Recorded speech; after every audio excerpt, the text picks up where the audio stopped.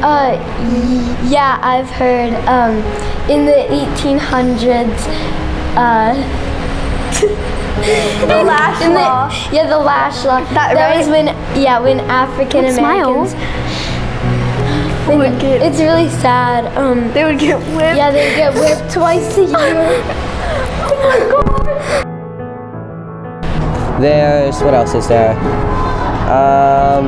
There's the Oregon Donation Land Act that made it so that took away Native people's land. Well, I think lots of people still joke about it, and it's not okay. So there are some laws that are called sundown laws, where basically you couldn't be in the state if you were black, like past a certain time.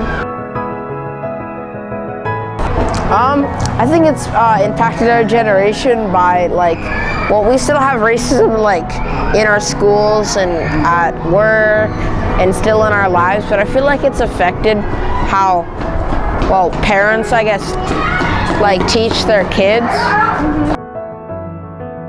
I think it has affected where people live, because the northern part of Portland, which is where they were pushing black people to move to, has a lot more black people than the southern part of Portland, and it's just pretty gentrified.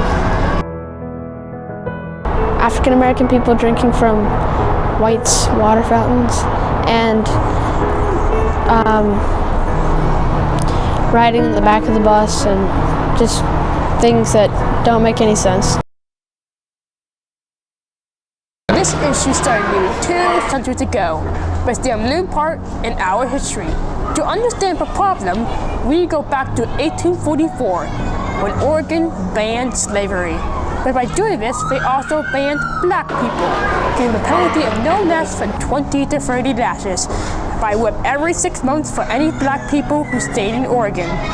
Now think about this for a minute. Imagine you were forced to be whipped for staying in your house, but not only you, your children, your grandparents, your neighbor. This was not the only thing we did. We banned interracial marriage, and we did not repeal it until 1951. Later, we banned black people from testifying against white people. What we're trying to say is it was unjust and inhumane. To whip people for simply staying on land is outright immoral. So we are calling on you to take action. Just sit by and forget what we have done is honestly disrespectful to all the people who have suffered and died.